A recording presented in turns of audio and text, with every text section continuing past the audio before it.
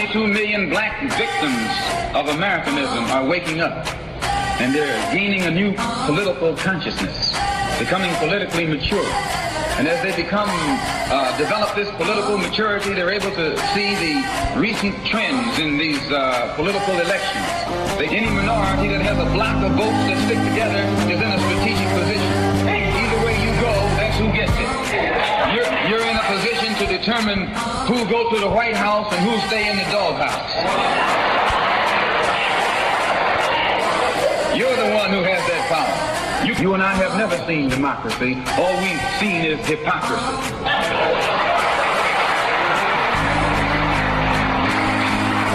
When we open our eyes today and look around America, we see America not through the eyes of someone who has enjoyed the fruits of Americanism.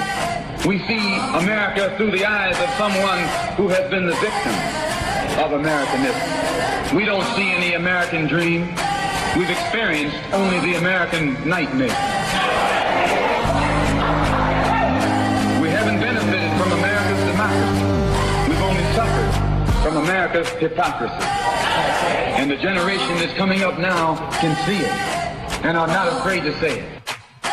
And are not afraid to say it. And are not afraid to say it. And are not afraid to say it. And are not afraid to say it. And are not afraid to say it. And are not afraid to say it. And are not afraid to say it. And are not afraid to say it. And are not afraid to say it.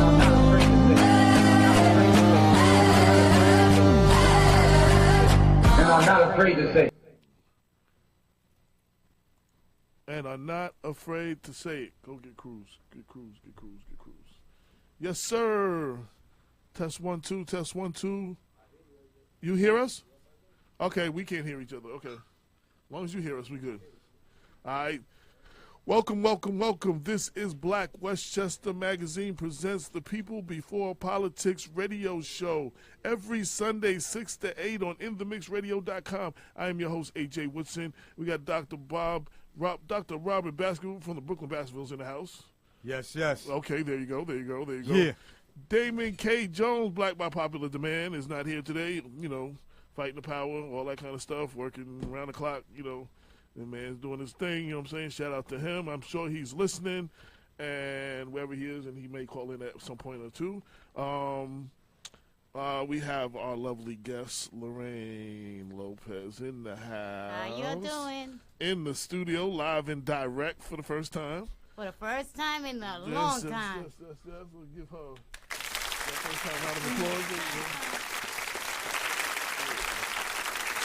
So, first things first, Dr. Bob and I attended the 50th birthday celebration of the one Brenda L. Crump, who was always got our back, always tuned in, always holding us down, sometimes co-host. She had a lovely celebration. Gail Baxter was there. Oh, nice. Yeah. It was just so many people. Gail. Shout out to Gail. She's always listening. It was lovely. It was at the Steam House. And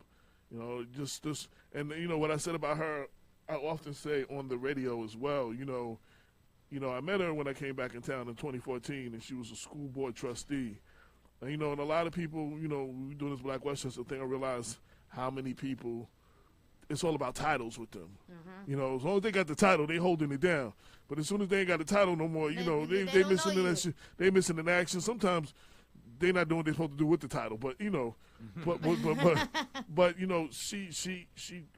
had lost. She lost the race, the next race, the next year, to retain her seat, and she's been going as hard as an advocate for children, maybe harder now than she was when she was a trustee, and she also is going hard in matters of the city council meeting and stuff like that. Like, that's somebody that I just want to say we have an election coming up. We have a school board election coming up May 16th, 2 days after Mother's Day, and then we have an important city council race in Mount Vernon with 3 seats available. People vote. And those I just want to say the qualities that Brenda has, and I've really been trying to push her for 2 years to run for city council this year. But those are the type of people that we want in office. That's the type of person, the service. It's about service. She serves the community. She's an advocate for children, and she just holds it down. And she holds everybody around her. She either holds you accountable or she inspires you to be accountable and to want to move in the spirit of excellence. You know what I'm saying? Like, you know, she's saying, like, I write an article, yo, it'll be like 5 minutes later, I'll get a text message. Paragraph 1. You spelled that word wrong. Paragraph 2. Did you mean this or did you mean that? Now, I'm not sure what you're saying in paragraph 3, AJ. You know, so like, you know, and then like I said, we'll be on the show and we'll be talking about the author of a book, and they'll be like, yeah, what was the name of that author or whatever? And in my instant message or right in the comment section on People Before Politics, boop, it'll pop up, and I'll be like, yeah, the book was called such and such by so-and-so, came out in 1984 or something. Like, the information is there. Like, she makes us look like, she makes us look like we know what we're talking about. She's definitely great for research and fact-checking. So, anyway, but I just wanted to shout her out. She had a really nice party, and she was well-deserved, very nice woman. And, did she look lovely? Her outfit was incredible. Yes. Yes. Nice. So. Post the pics, Brenda. Yeah, mother of 7. Wow. And they all went through the public school system, and you know what I'm saying. So she holds it down. Dr. Bob, what have you been up to other than party this last week? I know you've been doing some yard work or something. You've been lumberjacking it outside. You've been like, yo. Yeah. I'm a volunteer farmhand over the weekend, out there tilling the fields. Was glad to join Brenda Crump and the rest, her family, friends, to celebrate her birthday. It was a lovely affair.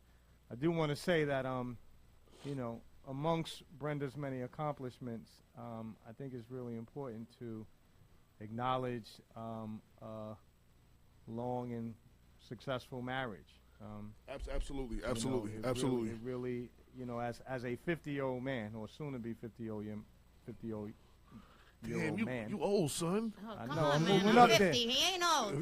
50's the new 30. I'm 51. That's why you're 22 right now. Yeah. But Bob's old though. Just we get it. There's a lot of forces at work in contemporary society that are bringing about the dissolution of the family, and I'm very happy because I do appreciate now, as a middle-aged man, the importance of family and partnership, and I'm very happy that Brenda and her husband have managed to find fulfillment with one another, and also, serve as a model for those of us who appreciate the, all that a successful relationship can bring. So, continued blessings and success on all fronts, Brenda. Amen. And like Cynthia, she growing up some future civic advocates, because I mean they're at every city council. When you like, you'll be looking around and be like, hey, there's the Crumps, but she's got to be here somewhere, because there's the kids.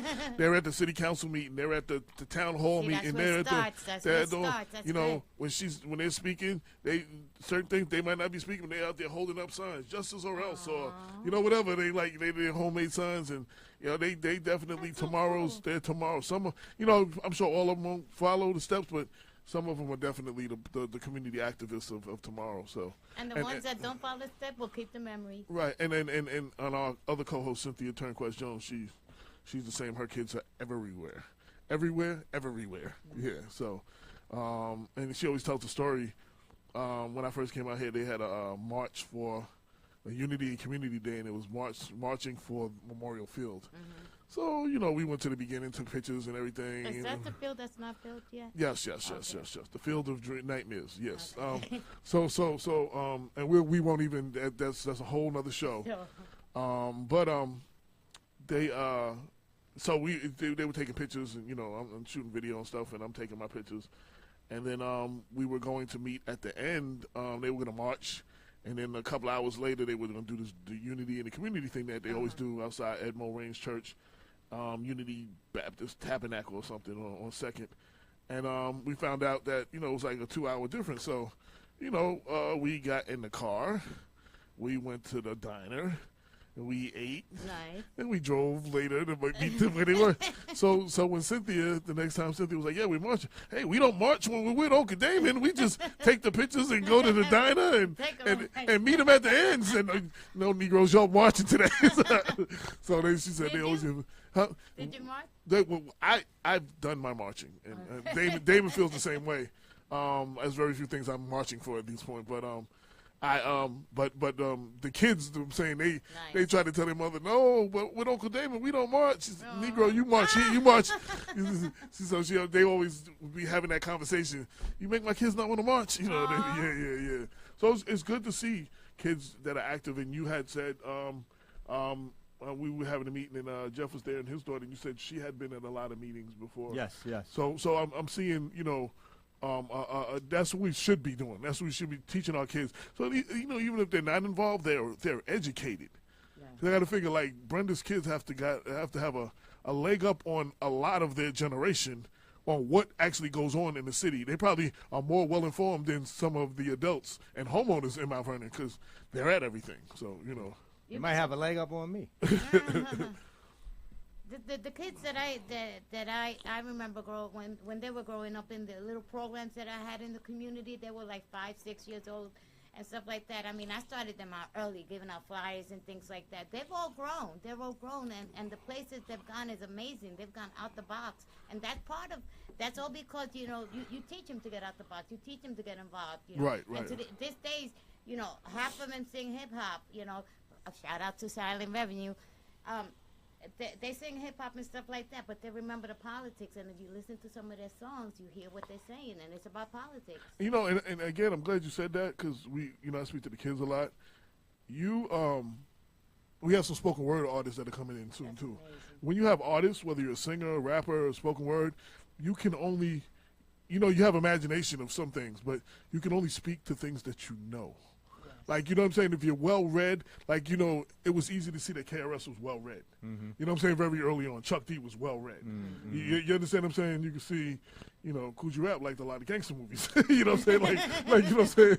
Like, you can see the difference, but you can see, but his stories were more, he painted pictures better than anybody else as far as storytelling. So, but, and that is storytelling. Yeah. So, but you were able to speak about certain things, and you're able to educate. Because I always say I've learned more Black history from 80s hip hop than I did in school or anything else. You see, and if you look at the civil rights movement back in the 60s, they sang a lot of songs like We Shall Overcome and things like that. Today, it's not like that. They don't want to sing We Shall Overcome. They want to speak their lyrics through hip-hop. Right. And if you listen, we had this one guy, Yonkers Voice.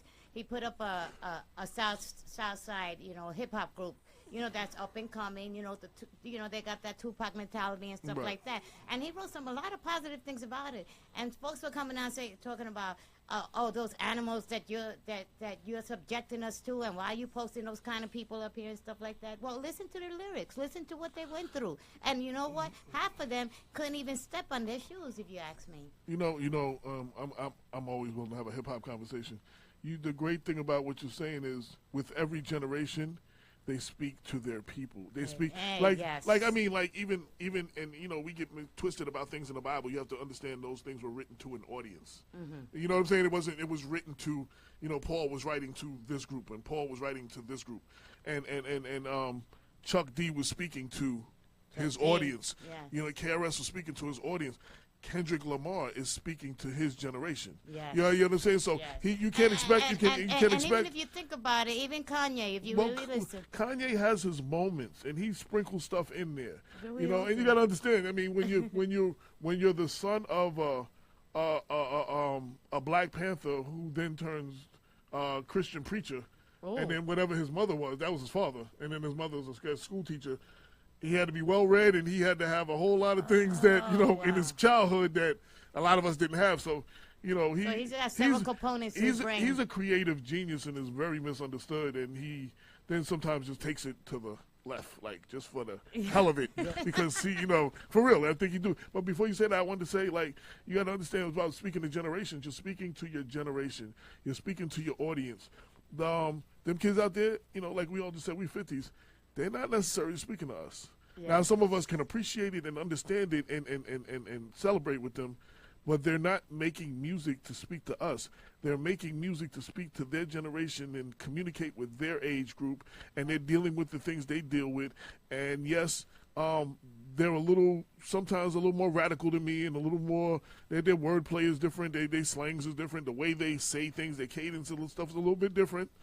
You know what I'm saying? But if you listen to what they're saying, though, you know what I'm saying? And if you look around and you look at pictures from the 60s and you look at pictures from the 70s and you look at pictures from today, you're going to see there's a whole of a lot more of them out there today protesting and advocating for their rights. And that's that whole hip-hop millennial generation. Like, I mean, you know, there's a lot of them. There's a lot of the Black Lives Matter. And I'm working on a book called The Generation 2015, Summer of 2015, The Generational Shift in Mount Vernon Politics.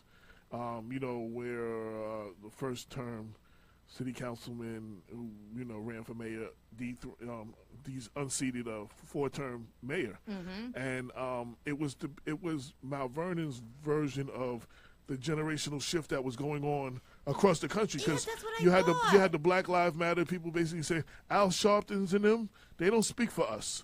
You know what I'm saying? We have our own leaders. We speak for ourselves. You know what I'm saying? Yes. And they were fighting to be heard, and for Black Lives Matter and several organizations, you know, Stop Mass Incarceration and several other organizations to speak for them. And they, you know what I'm saying? So it was like a generational shift all across the country. And Mount Vernon, you know, being a black city is, you know, always and Bob will talk about that in another time, because I'm sure it'll be kind of lengthy now. But Mount Vernon, being a black city, has always been involved in a lot of the civil rights and social, you know, the movements. There's always been a portion that took place in Mount Vernon being a black city. And Mount Vernon was a pivotal city to a lot of that. Yeah. Still is. Well, hopefully we will get back to that. And AJ, before you go forward, you asked us, you know, what we had done during the past week. But why don't you tell us about some of the events and happenings that you were involved in this past week? I understand, amongst other things, you participated in a forum, a county-wide forum. And wow, okay. Yeah, so Blacks in Law Enforcement through a county-wide forum in Greenburgh at the Slater Center. And it was myself, recording artist Jeff Red, former Mount Vernon Police Department officer, Sergeant Anthony Mitchell, Corey Pegues, who's been up here a few times, former New York City NYPD deputy inspector, and now a current author of Once a Cop. And there were 3 educators, and they were from the Bronx, Mount Vernon area. I don't know their names off the top of my head. But it was a very good discussion on Black Lives Matter and race and policing and community relations. And it was a very well-attended. Most events I go to like that, it's only local. Where was this at? This was at the Slater Center in Greenburgh. Okay. An event like what I'm saying, most of that would be full of Greenburgh people. You had the city councilman Andre Rainey from Peekskill. You know what I'm saying? I seen cool. Mount Vernon people, Jeff and a few of the people from Mount Vernon. I seen some New Rochelle people there. Like it was a small place, but it was well attended throughout the county. And I think it's something that need to go on. So that was Thursday or Friday night. That was Friday, maybe. It was Thursday. Thursday? Yeah, okay. I couldn't attend because I was in class. Okay, so speaking also for Damon, a French film company came to town to do a documentary on blacks in law enforcement. That's what I wanted to ask you. And they came first. They shot him at his house, talked to him, his wife, his daughter, and several other people. Then we did an impromptu special edition of People Before Politics on Wednesday. Nice. A 1-hour show with some of the same people we talked about: Corey Pegues, Anthony Mitchell, Mike Hannon, former White Plains police officer. We had Ricky Maxwell, vice president of the Westchester Westchester Corrections Association, and there was one more person. There was 5 of them. Charles Billups, head of the Grand Council of Guardians. And basically, we were asking them all the questions in the documentary. We provided them a space where they could ask everybody a question, and we aired it. You know what I'm saying? So basically, that's nice. you know, it was the last episode. It's on People Before Politics. You can watch it. So we did that, and then we went to eat, and then they filmed some more. And then Thursday, we had to go to White Plains, and they filmed some more. So Thursday and last week, Monday last week, I was asked to testify in a murder trial I'm sure there's a lot of details I can't give because it was an ongoing trial. It just started. But I think I didn't speak on it last week because it was jury selection, and they were worried about, jury selection. That's already done. So anyway, the bottom line was I was asked to break down hip-hop lyrics. Somebody's lyrics were, I can't say who, somebody's lyrics were they were trying to introduce them as evidence into the trial. Because they were saying that the lyrics were saying this things and this things and this thing. And it's been going on. It's something that when I wrote for The Source, we used to joke about, and when I wrote for On The Go, we used to joke about 10 years ago. Actually, we held a mock trial for NWA. We added up all their crimes on that one album, and it was like 200 acts of murder. It was just funny. But we joked. It was something we joked about, and you say, watch it, just whatever, your lyrics might be used. But it's been there was a case in Jersey where a Supreme Court justice had the rule that the lyrics couldn't be used in an individual's murder trial. And they were his lyrics because they took place way before the crime supposedly had to happen. And he basically broke down in his summation, he basically put down, just the way nobody expects that Bob Marley actually shot a sheriff. And you know what I'm saying? Nice. And several other cases that he mentioned, he was like, because it's fiction, this young man deserves the same whatchamacallit, and he ruled also that the lyrics couldn't be they couldn't even use the printout of the lyrics in the trial or nothing. So I don't remember if the guy's case got overturned. And there's a case in Westchester Court now that was also going on a couple of doors down in appeals, where they're trying to appeal a case that the lyrics were actually used in the trial. So me being the hip hop head and having a hip hop background, I was the expert witness. It was crazy. It was like I had never done anything. I run my mouth about hip hop all day, but it was like to get paid to to come through and to speak and be the expert or something, and for what I say for for a case to hang on the balance of because if they introduced these lyrics and what they said that the lyrics said, he was definitely.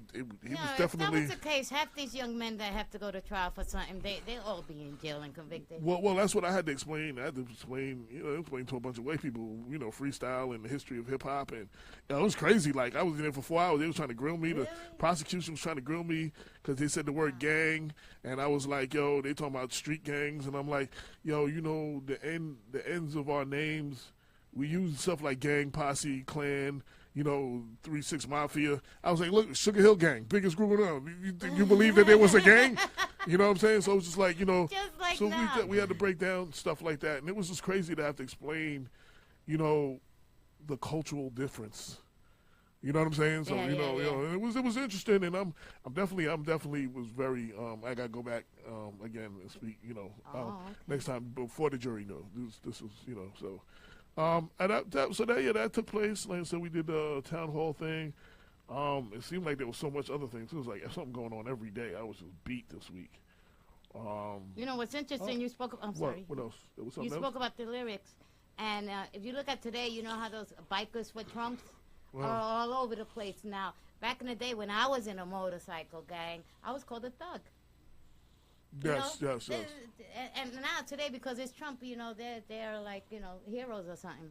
Well, they talk about the officers when we were doing the thing. They were talking about if you take a young black man with some arrests on his, he had some arrests earlier in his life, and you take a young white man. The black dude is a career criminal. The white dude was like, oh, he made some mistakes in his life. You know what I'm saying? So he gets a job. Exactly. The black guy, oh no, he's a career criminal. We cannot hire him. That's what it is with everything. We can't hire him. So, shout out to those tuned in. David Duarte, Ken Bright, D. Wilson, John Jones said, what's good, AJ? Naz Duncan said, hey, AJ, hi, Doc. D. Wilson, good evening, AJ. Sandy Barnaby, as always, serving with integrity. Shout to her. She always holds us down. And shout to everybody who's listening. I always say this before. I didn't say it now. We're broadcasting on Facebook Live as well. So you can go to my page, AJ Woodson, right now, and and this is for our guests that's coming.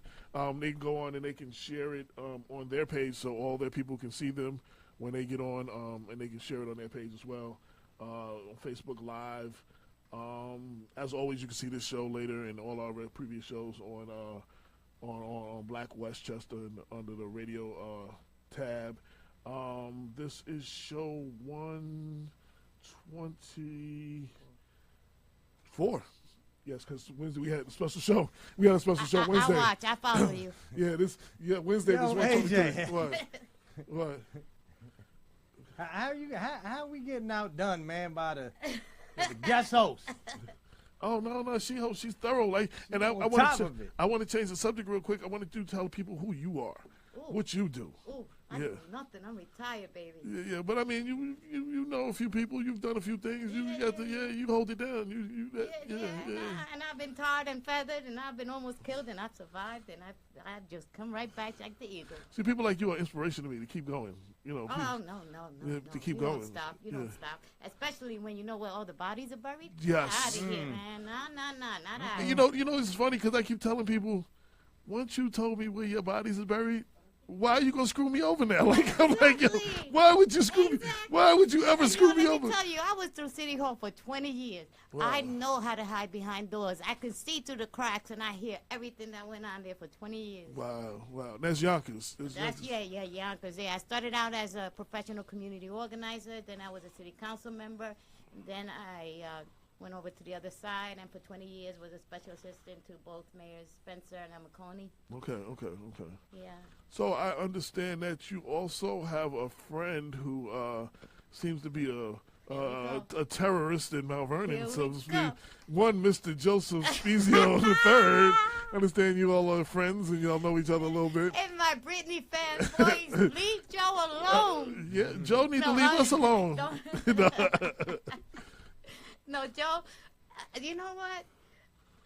I ain't getting into none of this crap because I already know that politics makes strange bedfellows. Actually, 5 years from now, yeah, this is going to be in the past. Hopefully, I pray, and it's from my experience, that's exactly what's going to happen. And I've already voiced my opinion on what I think Joe should do. Joe needs to get the hell out. But, at the same time, I can't say nothing bad about him because that's not the Joe I know. The Joe I know is a loving, kind, wonderful person, and he's my friend. And I will never throw him under the bus because that's not the type of person I am. I totally respect that. And I appreciate that. And it would be nice. That. It'd be nice if we can see a little bit more of that side of him. Like, I don't know. Well, I can arrange that. He didn't cross the border. I can arrange that, but y'all all keep knocking heads. Yeah, he checked all of that at the border when he came across it. Like he left that in Yonkers or something. No more Mr. Nice Guy. Yeah. Come on, guys, it's never too late. It's never too late to go to the drawing board. Come on, for the people. I agree. For the people, but the problem is that I'm telling you, talking to him is like talking to you and Damon. And please don't shoot me for this, but you're all strong-headed adult males that just will not give in. You know what? I've told Damon that, like Joe, they both are bulls in a china shop. Mm-hmm. They both are. They both are. For different reasons and for different ways, but they both are the life and the air of the room when they're in it. You know what I'm saying? Like both they bring a presence on different but they both have that probably why they don't like each other. I told Damon the other day, I don't know who I'm talking to sometimes. Is it Damon or is it Joe? No. I'm sorry Damon don't like that part. Sorry, Damon.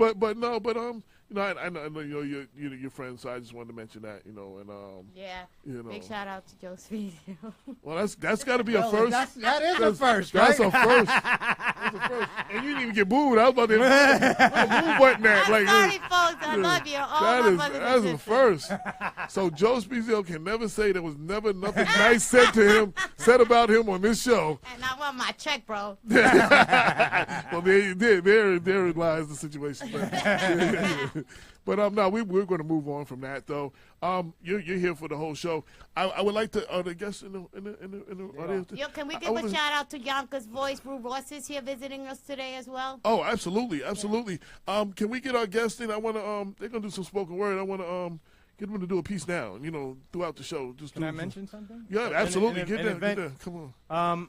On Monday, we attended the press conference held by Councilman Andre Wallace announcing the findings of the New York State Department of Labor. Bob was like, okay. Respecting Regarding Okay. Yeah, I don't have that the one on yet. Okay, go ahead. the, Y'all can say that mic right there. Okay. the investigation that had been conducted by the New York State Department of Labor regarding allegations. Oh, absolutely. Thank you. Go ahead. By the Department of Labor. Mount Vernon, the Thomas administration. Oh, okay. Yeah, right. So I think it is important for our audience members to know that once again, the key administrative body has determined that many of the allegations that are coming out of the administration regarding misconduct on the part of other public officials has proven to be baseless and only leads us to believe that it was a deliberate prevarication, a deliberate lie. Well, yeah. I mean, it was. You know, when you got something going on, you got the news coming at you, and you got certain things happening. You one way you get that to go away is you create something else or give the people something else to talk about.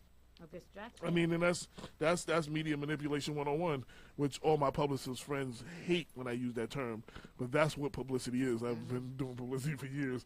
It's media manipulation. You are manipulating the facts in your favor. You know what I'm saying? Even or against so and so. So, and that's exactly what it is. So, I would like you to introduce yourself. Pull the mic closer to you.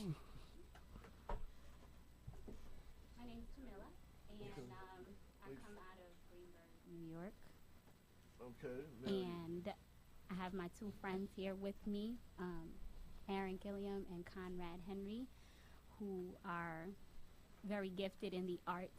So we're really glad that you asked us to come through. Well, actually, you know, we want to do something different. Oh, first of all, round of applause for all of y'all.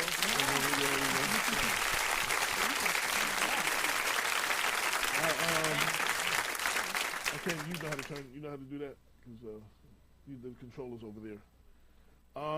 We met. I don't know. Actually, I don't know if I saw a press release. I don't know. I got some information that you were doing an open mic. Right. And I ran the story, and you know. That's where this led, you know, and you were talking about what you're doing, and you know, I talk about all the stuff going on, and I know there's a lot of y'all out there that y'all spit, you know what I'm saying, and it's like, I wanted people to hear something a little different, like, you know, just hear it, and showcase some brothers and sisters actually holding it down, you know, so that's what it's about. So, like I said, we deal with everything, as I told her, police brutality, anything that got to do with the black community, so.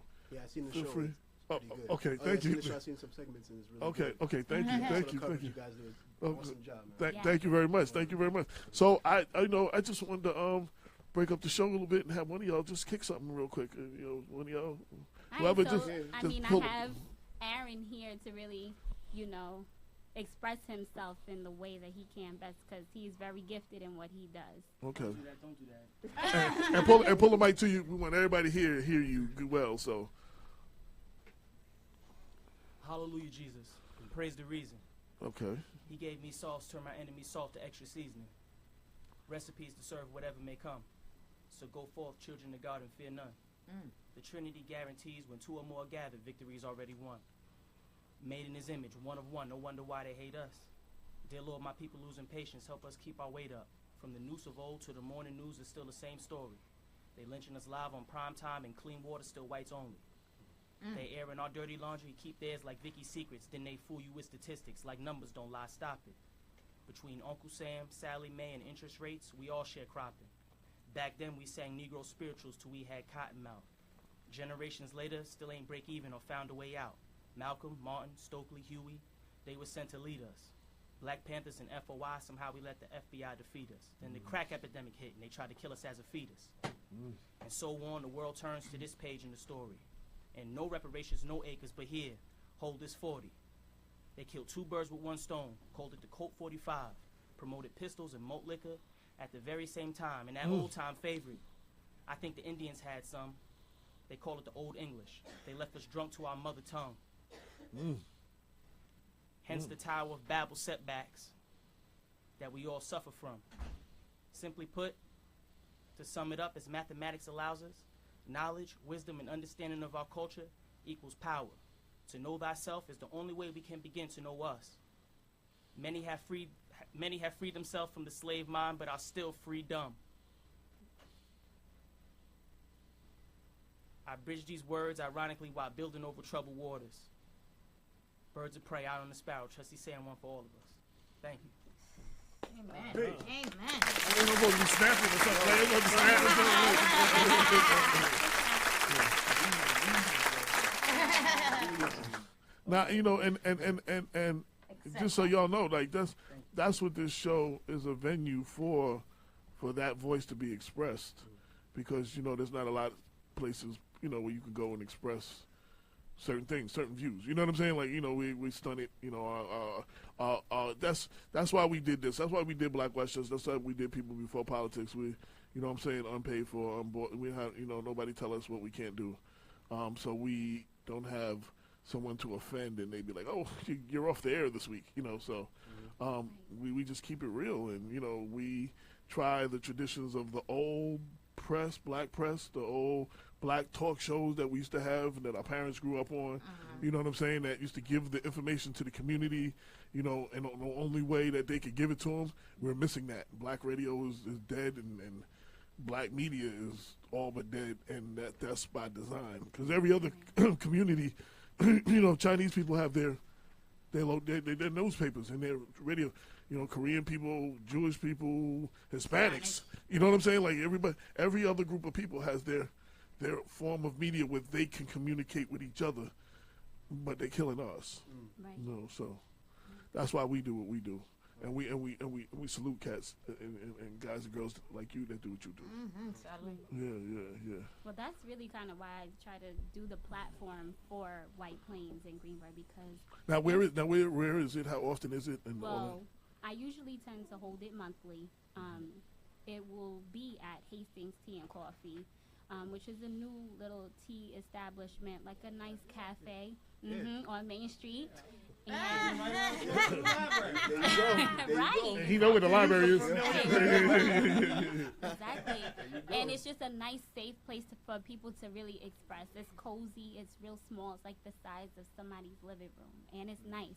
So, you know, I realized, you know, a while ago, when I had published my first book, I realized that Greenberg and Westchester and White Plains specifically just has a lot of like talent with the arts. But the funny thing is that as far as like black arts are concerned, there's not a safe place to really express. It's either you're on like a big stage or you're just like hidden with your fears of like public speaking or anything like that. So when I try to look for an open mic venue, I found like it to be more comfortable for it to be a smaller setting and to kind of, you leave it open to the public, but usually what generates are people who are just the same as you are, that like the small crowd, but people that are going to feel what they're talking about without feeling, you know, anxious or not received well. So it's been drawing a really, really decent looking crowd, and it tends to it's getting bigger and bigger. So the next one is on the 13th from 6 to 8, and this one is expected to double what we had last month on the 15th, awesome. Which is a good thing, you know, to the point where the owner was talking to me and say, maybe we need to have it outside because I'm not sure if it's going to fit. Yeah. Oh, nice. So it'll be a good situation. Like, I really feel that it gives artists like, you know, like Aaron and like Conrad and like myself a place where we can really express and gain the confidence we need to really leap to the next level. Right. Is that going to be like a permanent thing? That in Hastings, you're going to be permanently in Hastings every month? Right, yeah. It's called Hastings Tea and Coffee Lounge, and What's the for address? now, 235 Main Street in White Plains. It's like a block before Walmart. Be there, people. Yes, Yeah. be there, May 13th. And anyone can come. It's not just all, like you say, black. Right. It's well diverse as well. A lot of people that come through and share their talent as well. Yes. Very good artists too, and very unique and very. Yeah, it'll surprise you the amount of talent and art and creativity and quote unquote weirdness that is, you know, because at the end of the day, that's kind of what we were categorized as, you know, coming up. And now, you know, now that it's popular to be woke or popular to be conscious and knowledge of self. It's like, you know, we kind of already been doing this for a while now, and it's kind of nice to have like the platform where you're around other people that are kind of on your level, you know. It's funny when you say, you know, other groups of people, is we don't understand like how the art brings us together, especially music. Like back in the early days of hip hop, when disco was the music of the day, they wouldn't let us perform at the clubs downtown in Manhattan, and it was the punk rock clubs like CBGB's and Wetlands, and them that would like invite us. And invite Bambaataa and all of them, and invite us to come through and perform and stuff. And it was like the rebellious nation of hip hop respected the rebellion nation of punk rock. And you know what I'm saying? And we just, you know, and then they let you write graffiti on the wall in their clubs, and it was like, hey, we like this, you know what I'm saying? Like, you know, so it was just like a beautiful thing. But if it wasn't for the punk rock, like, you know, hip hop may not have broke into them. You know, it was never going to be in a Studio 54s, you know, like the big clubs at the time, you know, but it was the uniting of our rebellious nature, you know, and the youth rebellious nature that brought us together, and they welcomed us, so, you know. Like the fun house. Yeah. Oh, shit. I was there. Yeah. I wanted to give you a special thanks. Because, as everyone here probably knows, and our audience members know, there has always been a very close connection between struggles for progress within communities of color and the efforts of artists to try to raise consciousness. And while very often artists think that their only job is to perform the art, whatever the art is, the truth be told, artistic movements do not succeed if you do not have organizers like yourself who are looking beyond. Wow, yes. And so, you know, past studies of successful movements have cited important figures, you know, Alain Locke from the Harlem Renaissance, you know, and sitting here listening to you, quite honestly, those are tremendous shoes to fill, but, oh my goodness. you know, but nevertheless, Amen, nevertheless, the effort that you're making to do the organizing behind the scenes, I think, is really going to make the difference between whether or not artists are really able to get their voice out there. So I really wanted to give you That's right. A queen right here. We got a queen in the house. That's all factual. And I will be, AJ, we got to be sure to be there, man. Oh, no doubt. Gotta come. No doubt. That's a Saturday. Okay. And it's really hard, especially in White Nothing Plains. to do on a Saturday. Yeah, in White Plains, it's really hard, I hear, to get venues locked in, especially on a weekend for mostly black events. Right.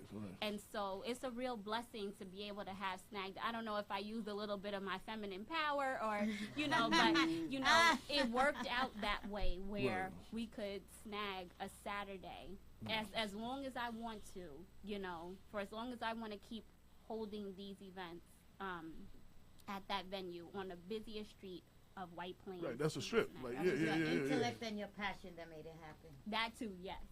So yeah, but it's really a blessing. And I was told, someone said, you know, like, you're one of the first to kind of really bring, like, White Plains is changing into like a yuppie city kind of thing where it's young business people, professionals, and the culture is changing in White Plains. And they're like, yo, do you know that you're one of the first people that are a part of that yuppie community to kind of bring the spoken word culture to White Plains? And I said, no, I didn't really think I was. But when you look at it, when I looked it up, I said, you know, and that's a major deal. You know, I mean, that's a great deal that I feel like White Plains needs it. It's not some, you know, they have bars, you know, so you have your parties and you have your things going on. Why it's important? It's the county seat, too. So it's like, everyone know, but, like, there are so many people who work and have to go to White Plains daily that don't live in White Plains. And they go back to wherever the heck they you know, they live. So, you know, you're getting that, you know what I'm saying, especially after work crowd or whatever, you're getting people from around the county, you know. Yeah. There were people who were even at last month's event were walking past and would come in and say, hey, like, I live, like, a couple of blocks away. Can I grab my guitar and come back? Or can I grab some material and come back? Yeah, like, you know, so it's a really beautiful thing to, you know, there's a need for it, and I'm just glad that I'm able to, that the good Lord would allow that I be the one to facilitate this new movement. Absolutely. And to add on, to have that outlet so close to home too. Right. When you try to showcase your art, as Aaron and everybody else that does their thing, you're gonna have to go to the city, Right. Brooklyn. Yes. The transit is crazy. Right. Just having Somebody's something right. basement. Exactly. Right. But to have that close to home in Westchester County, it's like the perfect outlet you can go to. Right. I just want to say to all of y'all, like I feel, and I've had this conversation with Bob for the last couple of years, I felt like this period of time that we're in an era. You know what I'm saying? Like, there was a civil rights era and there was all these other eras. They probably didn't have names at the time. You know what I'm saying? But we're in this shift, this transitional shift right now.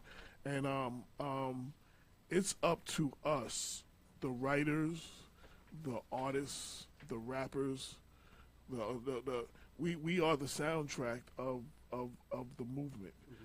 We are, if we don't document the history, someone will rewrite the history for us. Right. And I hold that responsible serious with Black Westchester. We that's what we're doing. We're documenting this era right now. You know what I'm saying? This movement, and this show gives us a chance to showcase a lot of people, which is a beautiful thing too. So I just want y'all to say, it's important what y'all do, and keep that in mind. Like your words live on beyond us. You know what I'm saying? And when they go use this, when they go do this era in time, they like look for words that fit the story they're trying to tell, and they pop up on one of your joints and be like, oh yeah, this is perfect. This is what I'm talking about. So this movement, AJ, that you're talking about, do you consider it an evolution or do you consider it an advancement? That depends on the people. How bad they want it. I honestly don't think people want it bad enough yet. I honestly, but then again, too many obstacles. Right, that's but I also was saying, I'm encouraged about what's about to come through music, because the last time a white man got up and said he wanted to make this country great again, Ronald Reagan, he gave birth to Chuck D and KRS and all of that. You see what I'm saying? So I'm history repeating itself. I'm very because it's sometimes we won't. We had a lot of homicides last year in Mount Vernon, and I go out and somewhat march with the people, and I go and they'll talk, and one of the organizers says, he always tells them, don't wait for this tragedy to hit your doorstep for you to come out and join our fight against senseless gun violence. You know what I'm saying? And why I use that example is, unfortunately, if it doesn't physically touch us, we'll be like, damn, that's messed up. But you might not do nothing about it. You understand what I'm saying? Until it's your family, your friend, your life home, your life, and unfortunately, sometimes. And I say this, I'm glad we got different people from different places in the county. They'll be like, oh, Mount Vernon, they'll be like, oh, that's Greenberg. And Greenberg, they'll be like, oh, that's Mount Vernon, that's Yonkers. That doesn't bother us. And then Michelle's like, oh, that's over there, But if we don't work together, it's like, I see things as if they doing that to y'all up there, like, how much easier is it gonna be for them to do it here? Like, you know what I'm saying? Then if they coming through. You know what I'm saying? They conquer your place and they conquer the next place and they conquer now they stronger and I ain't got none of y'all to hold me down now. Like when they come for me. So, we have to use our power of our vote. Yes. The power of the black dollar. Right. That's so true. If we were to stop buying something for a weekend, collectively in the county. It's funny because I keep seeing how these Jewish communities move, these Asian communities move.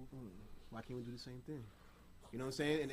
And I see how they work because they say the Jewish dollar touches 5 people before it actually reaches out to the system or federal system, something like that. I forgot. Well, yeah, it goes through the it recycles, and then it goes out to like 5 to 8 times or whatever that is. Exactly. The black dollar leaves the black community 30 seconds after it's spent. Yes. I'm sure I'm exaggerating. I'm not sure if that's you know more statistics than I do. I can't say, but I did want to address your question. I think the issue of whether or not the current generation will actually, this movement that is emerging in the present generation will yield a substantive advance really depends on our awareness of the historical choices that were made by generations prior to us.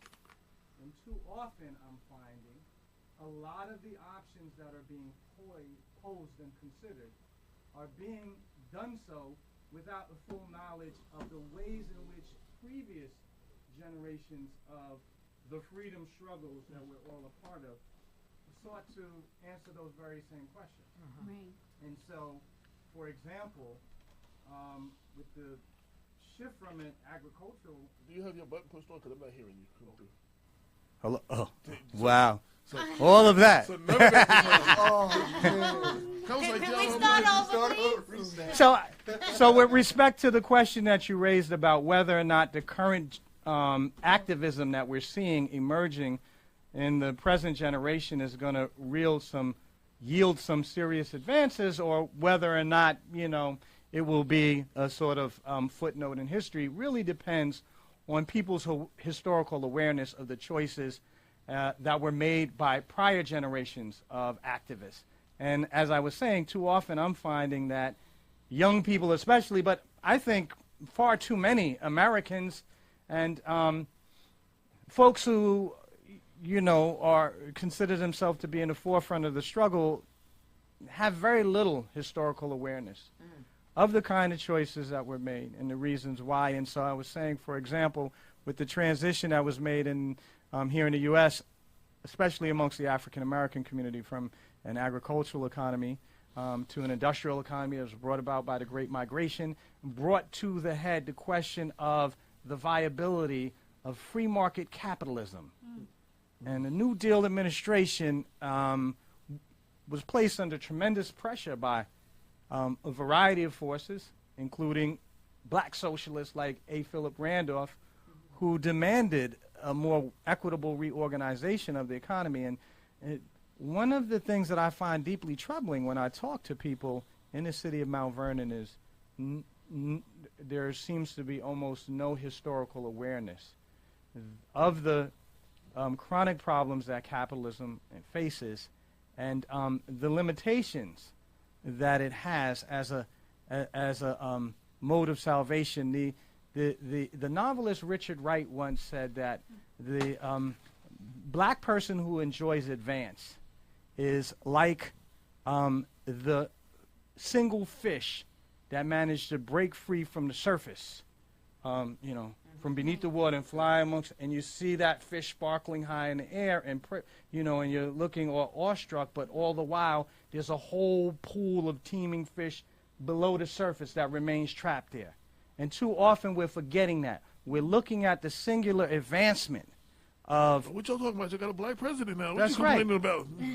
Listen, unfortunately for all of the contributions, noteworthy contributions that Brother Obama did make, I mean, the reality is that, I don't know, my economic situation has not much changed, and the economic situation of many of the people that I live with is largely unchanged. And until we're willing to address some of these historical questions, I remain very, very, pessimistic. It's not to say we can't learn the lessons of history, but we've got to make the study of history. So what do you say to those folks that don't want to be bothered with history? Because I know a lot of young folks that they're like, pro-Obama and pro-activism and, want to get into this new movement, like you call it, and everything like that, but they just don't want to hear it. They don't want to hear about that stuff. So what do you tell them about the present when they tell you, well, I'm talking about now, what's going on right now? What do you say to them to keep them on board, basically?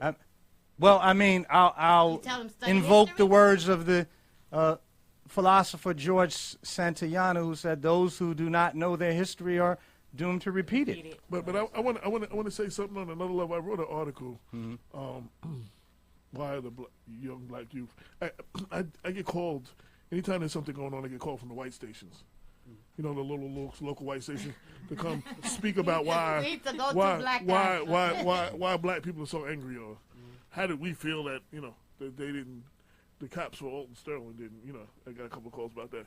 So I was getting called at this time about, I think it was Ferguson or Baltimore, you know, about why they were so angry. And I'm like, yo, what was Rodney King? Is that 25 years now? So is it 25?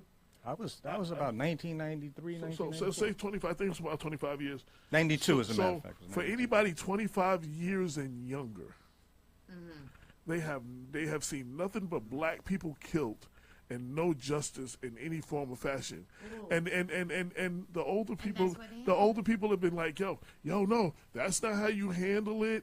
You know, you got to let the system handle it. And the system has constantly failed them over and over and over and over. Then you have an Eric Garner situation. They were like, yo, at least, you know, if we'd had it on camera or something, you got it on camera. At least if we had a medical examiner, you know, rule it as murder. It was ruled as a homicide. You understand? You pretty much had all the things in place that, like, this is one, they can't get away with this one. And the only person who got suspended was the black female supervisor for not stopping the white men from killing him. But the white men who killed him, have not formed any kind of suspension.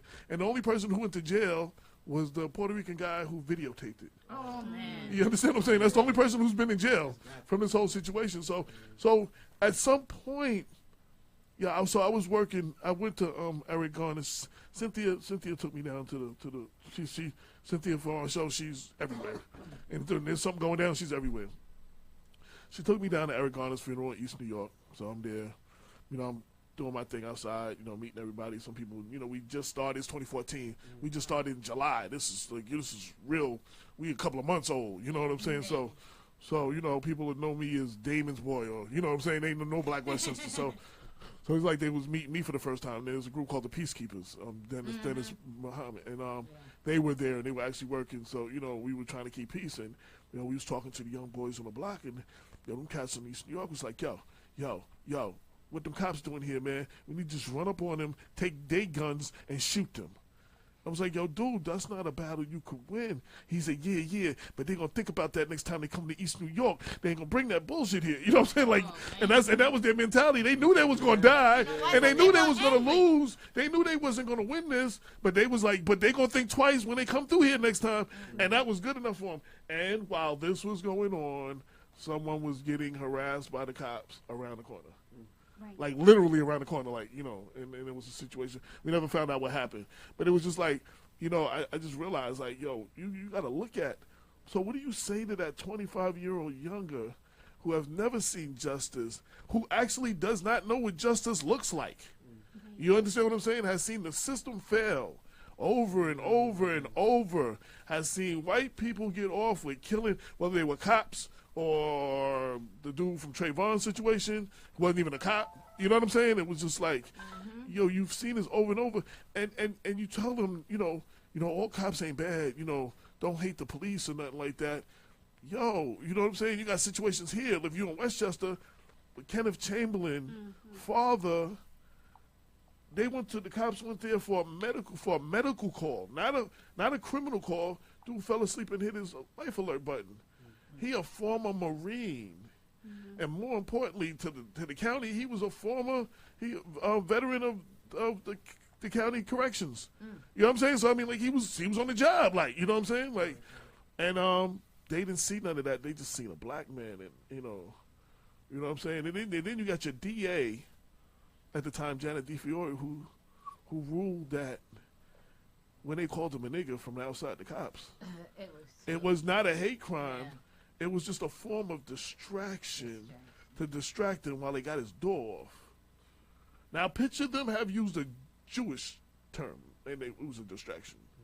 Or any other, you know, a homophobic slur or anything else. Right. That wouldn't be, you know what I'm saying, you know, and unfortunately, the good and bad, we got rid of Janet right now, but you know what she is? She's the head of the Court of Appeals. So if you fight anything down here, that's what you got to go see now. Yeah, you know what I'm saying? So, I mean, but what do you say to that? You ask why they're so angry. what do you say to them? What else is there left to say? Well, when you're viewed as something that's less than a human being, right, how do you expect one to react? You know what I'm saying? Right. When even in back in slavery time, you know, we were looked at as property, not humans. Right. And that's still to this day. They shoot us down because they know at the end of the day we're not worth it to them. We're not worth anything but. You know, and more importantly, let's take race out of it. We shoot each other because we know, like you're not going to go, like in Mount Vernon, I'm not going to go to people from my side of town. They're not going to go to Fleetwood and just start busting some shots because there's going to be some heads rocking over there. Right. You know what I'm saying? But, you know, the dude that live around the corner from me, he step out, bang, bang, bang. There's probably not going to be nothing done. You put the black you know what I'm saying? So, right. you know, people don't understand Black Lives Matter. That wasn't for everybody else. That was for us. Right. That was to tell us that Black Lives Matter because Black Lives Matter don't matter to us. Right. So if they don't matter to us, how we expect them to matter to somebody else? I think it starts with the OGs. I guess the people that were raised. Right. It starts with them first. You have to try to influence them at least and let them know like, hey, what you're doing can corrupt years later on, generations later on as well. Right. So they got to change their ways as well. Sometimes, and I hate to say it, sometimes there's a group of people that's lost. Sometimes you got to go to the babies. To the next one. Right. You just got to go to the babies and catch them as their babies. Like you got to catch them there. Yeah. That's like that's your greater chance of success. Not to say that there won't be some of the older cats that might somebody be like that light switch kicked in. And Dr. Bob, I'll let him tell his background. You know what I'm saying? Which will surprise a lot of y'all. You know what I'm saying? Some of us, if we had got the guy Corey who wrote the book, he was in New York City. He was a New York City deputy inspector. He ran 2 of the most dangerous precincts. He worked in areas like Queensbridge and stuff like that. Before that, he was a crack dealer in Queens back when Supreme and all of them was running. He was in that era of things, and you know what I'm saying? And he went from that world to this world, you know what I'm saying? And now he's affecting a lot of people's lives, but what if they had gave up on him then? Look at Malcolm. What if they had given up on him then? You know what I'm saying? Like, you know, so, and Dr. Bob got one of them stories. Right. I mean, when I was 19 years old, I was running around on the streets of Mount Vernon, and I was very fortunate because I was shot with a 9mm on Easter Sunday morning, I think, of 1987. Although I managed to survive, there was another young man with me named Rob Hilliard, and unfortunately Rob perished that night. And of course, my parents, friends, everyone were deathly concerned about me and about my future. And luckily, I mean, today I'm Dr. Baskerville, you know, so an incredible turnaround. So we really should not write off the potential of young people who may initially find themselves lost and even wandering down some of the darkest, alleys of our society. And for me, I got to be honest for everyone. I was a very sheltered young man. I went to a Catholic school in Mount Vernon. I went to Sacred Heart. I grew up in the Heights. And relatively sheltered and privileged life. I came from a middle-class family. They sent 4 kids to private school in the 70s. We always had 2 cars in our household. And so in some respect, I was very much sheltered from the reality, the tough reality, at least that a certain segment of the black community lives. And I think the actual conditions and challenges that people are confronting largely go unappreciated and overlooked by much of our mainstream leadership. I always tell my students that although the forces of white supremacy are very powerful that are arraigned against us, we ought not overlook the fact that the immediate, very often the immediate face of power that we see today are brown and black faces that seem just as eager to collude with the powers that be to continue the system of suppression and exploitation and dehumanization as anyone else. And that's why I've been such a big proponent of trying to address some of these challenges on the local level.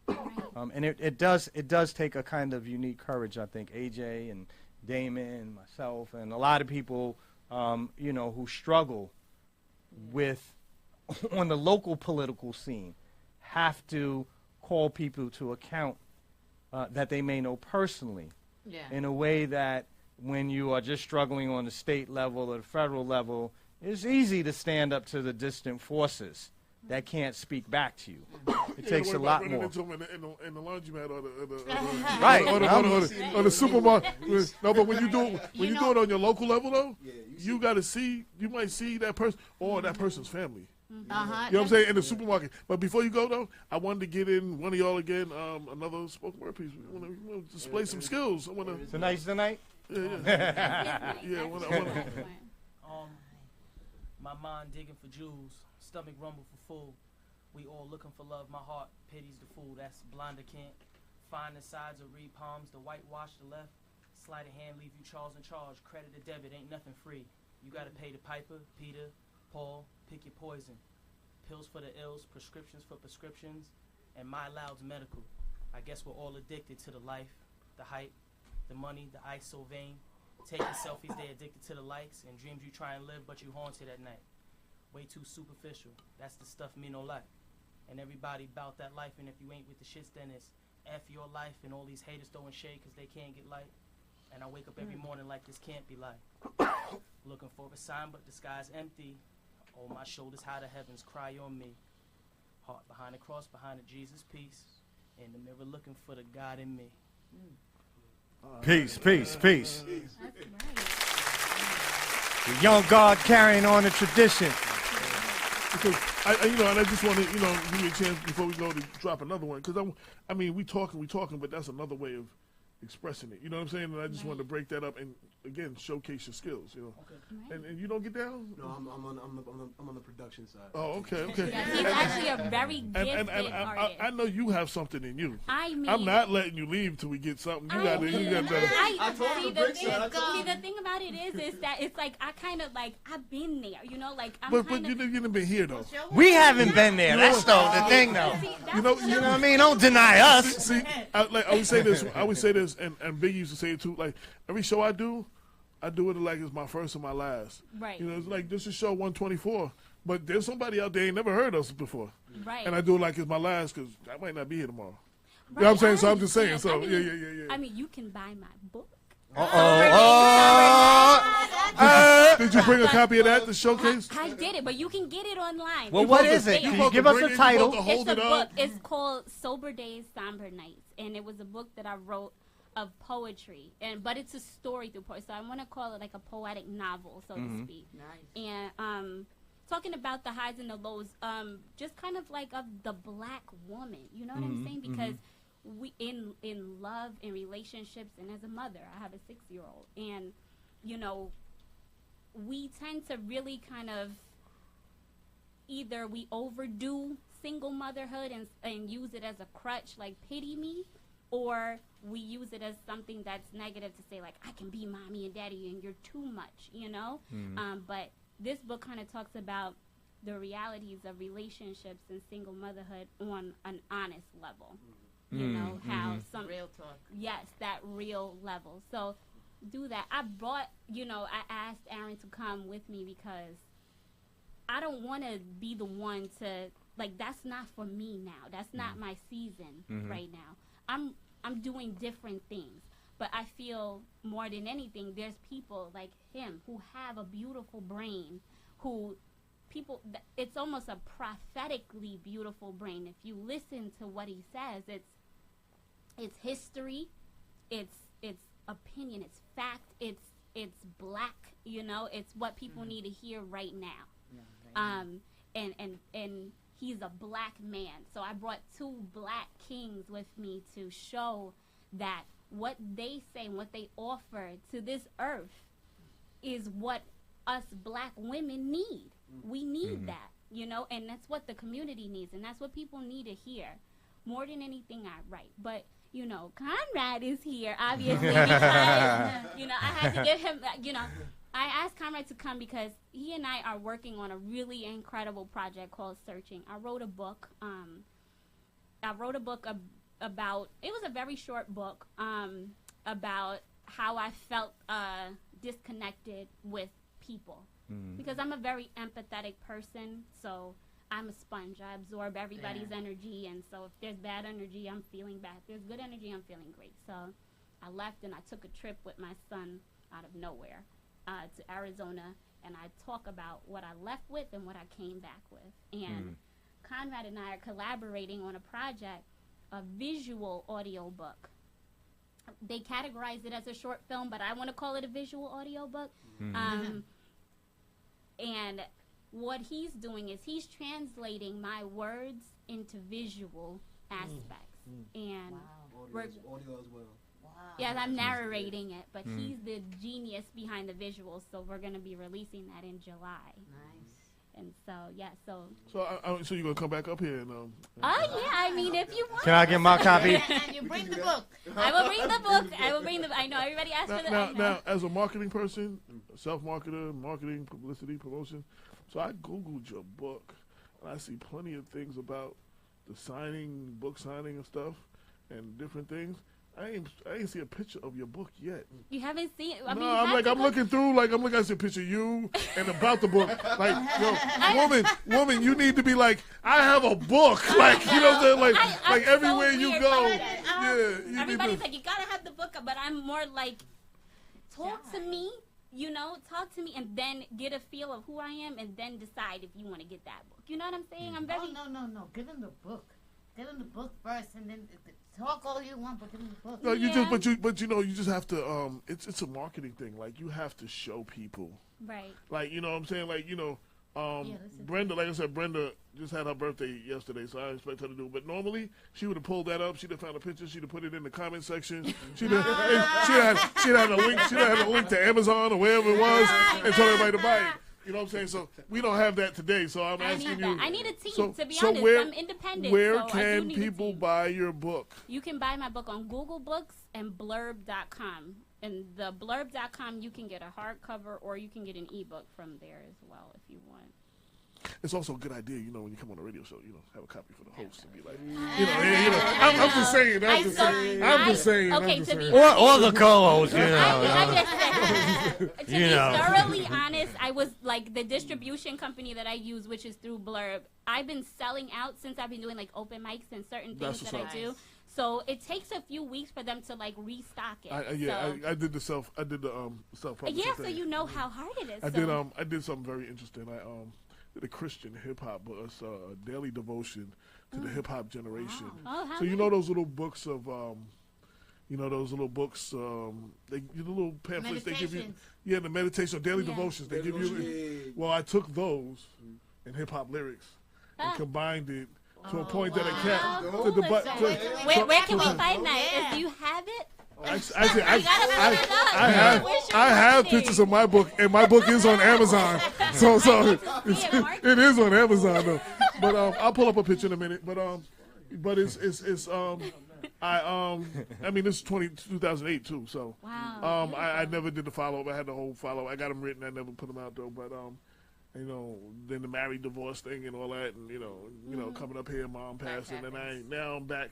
I'm back. So, but I'm saying, so it was very interesting. It was for the, a cat that came on the block that they don't read nobody Bible, they don't read the Bible, they don't read nobody church, but talking about things that they were familiar with and explaining the stories of the Bible. You know what I'm saying? And it was just like, it was so.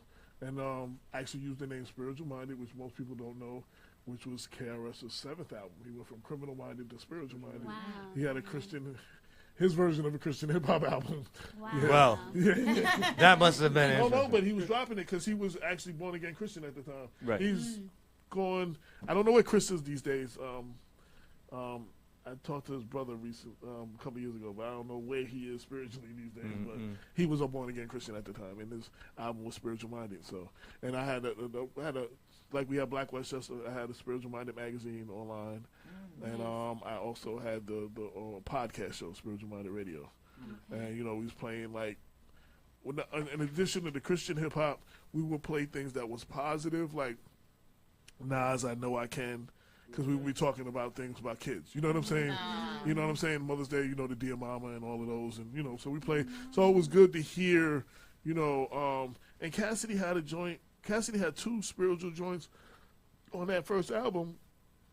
But all they was talking about was my drink and my 2-step, though. You know what I'm saying? But he had a joint on there with Angie Stone. Like, whose side are you leaning on? I'm leaning on the Lord's side. Like, that was, like, nobody heard that song. You know? And Tupac had a bunch of joints, too. Like, Tupac had a couple of joints. There's been a bunch of joints, like, that people, Bone Thugs did a joint with, redid Yolanda Adams' joint over. And you just like, you Google it up, yeah, you'd be like, yo, Bone Thug. So, you know, to hear them breaking down the scriptures and stuff, you're like, Bone Thug, who? What, you know? So, you know, I did that, and it made me the black sheep because, you know, them Christian DJs is like, oh, you can't play that. That's secular. Like, oh yeah. Like, oh, you leading people astray. They're gonna remember what they was doing back in the days to those music. And, nah, dude. Like, you know. You gotta find them where they are. Yeah, and importantly, that's what Jesus did. Like, and then that's what your mandate as a Christian is, to meet them where they are. You understand what I'm saying? Like, I'd be like, yo, dude, where were you when Jesus grabbed you up? You was in a strip club doing whatever, like, you know. And now you saved, and now you holier than thou. Like, there was a story last year about a dude who's an alcoholic. He probably smelled like alcohol. Walked into the church. They chased him out because he smelled. What if that was his day to give his life to the Lord? Like, what if that was his day to? I just, was the Lord. Yeah, I'm just saying. But they actually gave him a couple of dollars for a cab or whatever and sent him on his way. Yeah. I was like, yo, how crazy is that? Like, yo, rejection almost. like there's the Bible, the church tell you, come as you are. That is antithetical to the fundamental ethics of Christianity. And anyone who I'm serious. Listen, because unfortunately we've seen a shift in the religious sensibility in the black community from a kind of prophetic Bible, a social gospel, to a gospel of prosperity. And what that means is increasingly the church is abdicating the role that it's played as a leader in the struggle. Right. This is a conversation that we have alluded to many times in our discussions about politics in the city of Mount Vernon, because many people feel that most of the churches, the prominent black churches in Mount Vernon, have kind of lost their way and no longer really speak to the broader social needs of the community as a whole, but instead, attend to the narrow needs of their particular flock. And very often, these are folks who are, the best situated amongst us. Right.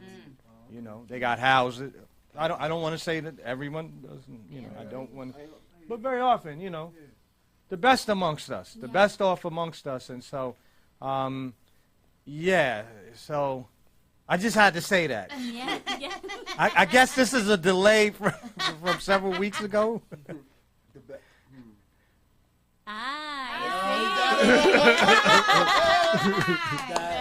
nice. Go by it. There it is. Yeah, so very nice. Did that come from you or Brenda? No, it was me. I had to guess. That's why he let me talk like that. I'm gonna tell y'all.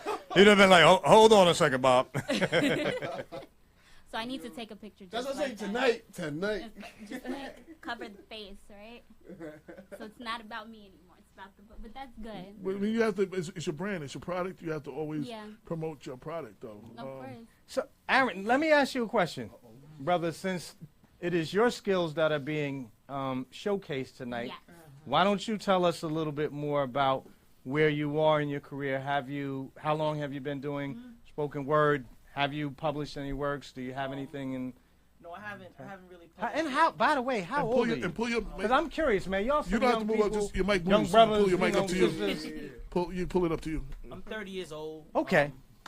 So you've got some maturity. I actually just started, doing the spoken word thing. If it wasn't for this young lady here, I'll probably still be in the house just writing in my notebook, keeping these thoughts to myself.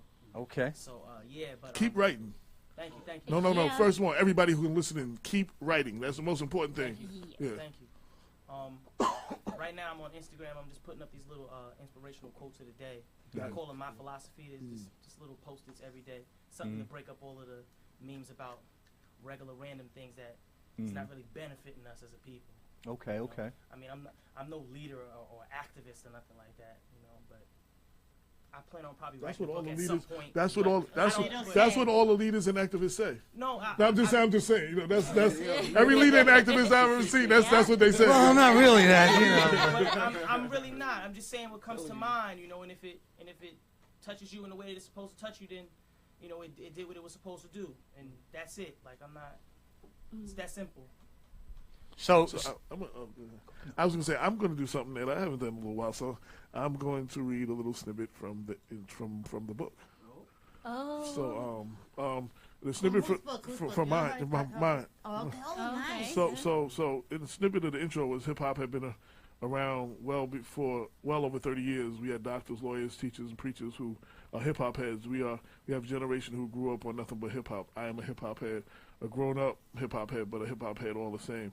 A professional hip hop junkie, but I'm also a Christian who has given his life to Christ and is thankful God has gave his only son for my sins are forgiven and I have eternal life. And like Dietrich had it, I'm so thankful that he hears a sinner's prayer. So that was part of the opening of the book. But one of the entries was Everything I Am, which was Kanye's record. That was the title, Man. And then there's, I always put a part of the lyric, man, here we go again. Everything they say, what's not for him, everything I'm not, make me everything I am. People talk trash, but when it hits the fan, everything I'm not, make me everything I am. Have you ever doubted yourself? Have you ever doubted yourself because of your shortcomings? This is a common theme. Are you constantly reliving the mistakes of your past and preventing yourself from the success in the future? Maybe you have a limited education. Maybe you have a jail record. Maybe your family is poor. Maybe people have messed you over all your life. Now the economy is slow. Everything you used to do as a side hustle is dried up, and you know what I'm saying. It's hard to eat these days. Whatever has held you back in the past doesn't have to limit you to where you're going from this point on. The good news is you can move past the scars of yesterday. God never consults your past to determine your future. So stop looking at where you have been and start looking where you are going. Stop advertising your pain. Stop concentrating on your shortcomings. There isn't a person walking God's green earth that doesn't have some sort of limitations. We all have handicaps, so to speak, one way or the other. So some are financial, some are emotional or mental, some are physical. But the bottom line is we all have shortcomings. Trust his power and hold on. He will give you the strength to keep from failing. Isaiah 40:31. Success is to be measured not so much by the position that one has reached in life as by the obstacles which one has overcome trying to succeed. Booker T. Washington, Up from Slavery, 1901. The smart person builds on the strengths and works with what they have instead of letting their weaker aspects prevent them from reaching their goal. A questionable background, a jail record, a limited education, or being born on the wrong side of the track, so to speak, shouldn't be an excuse for charting your own course. Is your past preventing you from moving forward in the present and succeeding in your future? It's important to remember the past is over and concentrate on the future. Let God pull you up by his power, Psalms 54:1-4, and then hold on to his hand, cling on to him, and be strong in the Lord and the power of his might, Ephesians 6:10. The best things about the future is that it only comes one day at a time, Abraham Lincoln. You was preaching. Yeah. Wow. Amen, brother. Right. So I mean, that one has less hip hop, but it's like, and then I had 24 Hours to Live, and I was talking about the lyrics. Yeah, all that. Yeah, Oh, nice. and talk about the lyrics, and they all talk about what they would do if they had 24 hours to live, and I was like, point blank, you don't know when you got 24 hours to live. You know what I'm saying? So, and then, it was just like I broke down a lot of songs, and and I sprinkled them through, and I also, and I forgot to say, I posted as many African American state like Booker T. Washington. I sprinkled as much of those in sayings by You know what I'm saying? Black people, just, you know, if you didn't know, you'd be like, oh, that Booker T. Washington, that's kind of good. Up from slavery. Oh, what's that? You know, and you start hopefully looking some of that up. So that was my little thing, was Spiritual Minded, the daily devotion for the hip-hop generation. I released it in 2008. So, yeah. And where can we find it? It's still on Amazon.com. I don't know. I think I might have a couple of copies in my trunk, to be honest with you. Really? No, actually, just step I outside. guarantee you. Well, what's the I name? guarantee you, he doesn't. Because you know what? My only copy that I actually have, my mom passed 2014, and we were going through her stuff, and I found my copy I autographed to her. Oh, That's my only copy. So you know what I'm saying. So, I know he never seen the book before. He might have seen me hold it up once. So that's it. You know, listen. Yeah. So anyway, that's just it. And yes, Glenn Butler, give me a call. June is free, and yes, we will set up a time where you can bring Miss Irene Renee. Also, do me a favor this week. Send me her music. Let me hear it again, and we'll work that out. Because I know every time we have a guest, people like, yo, when you gonna let me bring Miss Irene up? When you gonna let me bring? You know, and then somebody else, when you gonna let me bring Miss Irene? And then we had Atlantic Star up here, and he's like, yo, what? I seen that. Yeah. So he's like, oh, when you gonna let me bring her up? So we gonna work it out. So May is booked. We'll work it out. Damon K. Jones says, I see y'all. Shout out to Yeah, Damon. D. What up, D? Yeah. I come here, you're not here, Damon. What's up? Yeah. So that was a little something for my spiritual minded heads out there, you know, that followed me through the whole spiritual minded movement. You know, we say I don't represent no more and do all that. So, you know, that was for that. Yeah. So, I've done a little bit of everything in life. I was a rapper. I was a writer for the Sauce. I used to. Beautiful. Yeah. All those good things. That's a beautiful thing. I'm on hiatus. LOL. That was his answer to you. Yeah. So I can't get you to do nothing. Like I even volunteer. So you know sometimes All right, let me sometimes see. when you gotta Let me you gotta see. take yourself out of it, and then you gotta do it yourself Right. as an example. So I have That's not what he done- was upping the ante on you, like, Keep going. don't let it go unchallenged. Okay. It's happening. Keep going. Even if you gotta read a portion of the book or something, man, just give us a Right. taste, a flavor, a little, you know. Son. We heard about it. Yeah, we you know. I have very like melodramatic stuff. Hey, this is the place, mellow, dramatic, radical. So While she's looking for yeah. that. Let me ask you a question. So did you originally conceive your work as hip hop in the conventional sense, or spoken word It poetry? started Or off like that. I was making music with this young man right here, and it was very braggadocious or whatever like that. well, you know. Wait, is that But I dictionary? mean, and that's where we go when we That was start, it. and that's where we So go. it was like the typical, thing you would do when you first touch the mic or whatever like that. And then as I grew older, it got a little more introspective, if you will. You know, reality hits you. Right, after you, right. after you slow down and stop smoking and drinking and stuff like that, you start looking around. You start watching the news a little bit more and things. It's like, He started. okay. He started linking up, and I remember when we first started, and he started like we stopped doing music for a while, and we started having conversations. Just about life. What's here, what's now, what's later. And we realized like it's all about the timing that we're in right now. His lyrics are like eons away. And what we're trying to do, we're trying to catch. I'm trying to catch up with this dude. So every day I'm learning as well. You know what I'm saying? So Yes. sooner or later we're gonna branch together and get it going. Because he has gifted. You know what I mean? Beautiful brain. And as he's growing, I'm growing as well. You know what I'm saying? Because Okay. right now I discovered that I don't know if you guys know what a Foley artist is. Foley artists are like people that record everyday sounds and put it in movies. You know what I'm saying? So that when you see someone walking on the sand and opening the door. So that's what I'm trying to tell you. There's different ways to reach your goals. And I'm realizing that as I'm growing, there's multiple ways to achieve what I want in life. And I realized like, you know what, I can make a trap beat, I can make a soul beat, whatever. But there's other lanes as well that people are not aware of. As there's ways to get there. That's And not as easy I'm stuff. growing and going to school, I'm going to school for music composition. As I'm going to school and doing what I gotta do, I'm telling you, it's like the best thing I ever did in my life because I'm learning way more things I have not ever seen before.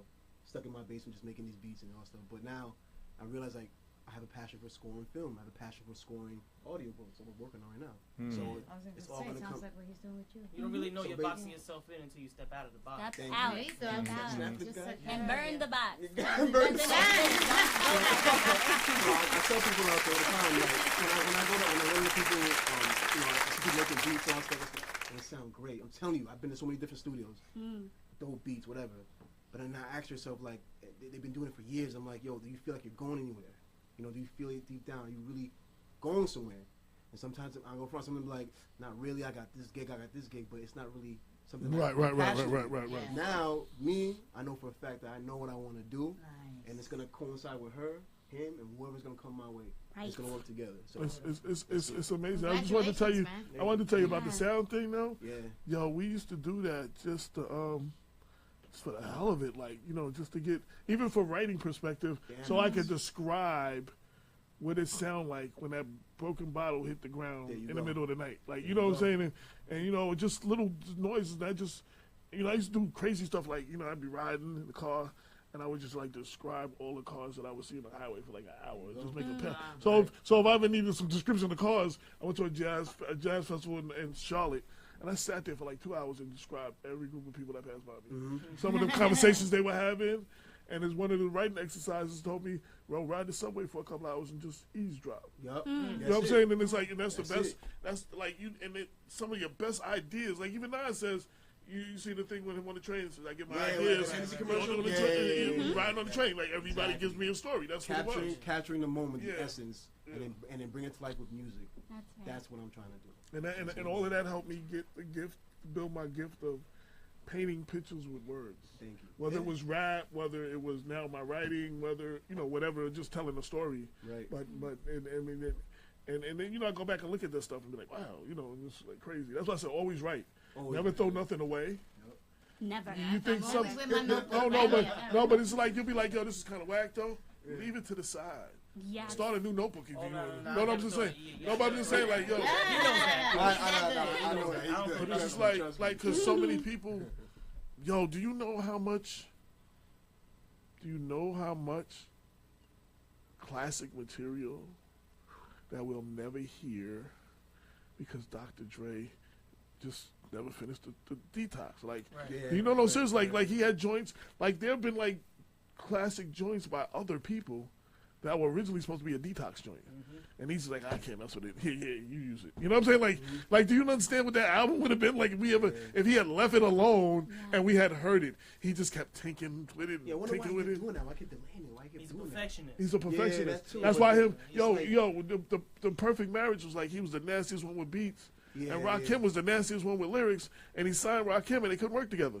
You know what I'm saying? Because he was like, yo, even Eve said before she was Rough Riders, she was like, yo, she said, yo, they gave me money. I was shopping every day, but I was never in the studio. She was like, I love Beverly Hills and all that, but I want to get in the studio though.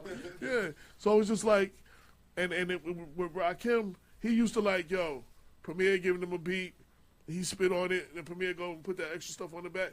He wanted Premier to give him the almost finished the beat. You know what I'm saying? With the all the stuff in it, and then, you know, Rob was gonna rap over it, and then he wanted to go over it, and then, you know, Premier don't work like that, and Rakim don't work. It just wasn't working. But that should have been like one of the dopest albums in history. That should have been like, yo, Rakim and Dre. Yeah, that would be crazy. Like Eric B had no musical talent, and, you know, wasn't, you know, half, you know, Rakim doing all the scratches and all the records. You know that, right? Like, he's not even scratching. The only Rakim did all the scratches except for Eric B for President, which is Marley Marl. You know what I'm saying? But every other scratch on the record, that's all Rakim. So he's not scratching on the record or nothing. So imagine if you had Dr. Dre now to back that. Like, yo, that should have been our super group. But, you know, it wasn't meant to happen. So. I don't think the world could have handled it, though. Because because, you know, there's certain things, like, same thing with Lauryn Hill, yo, she dropped. But she dropped.